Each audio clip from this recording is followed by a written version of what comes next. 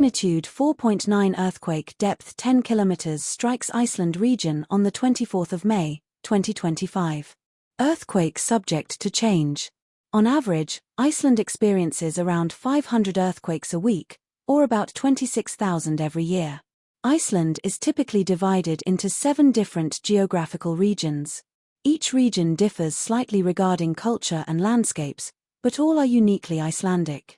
The regions are South Iceland, East Iceland, North Iceland, the Westfjords, West Iceland, Reykjanes, and Reykjavik Capital Area. Earthquake Info Credit, EMSC. Thank you for watching.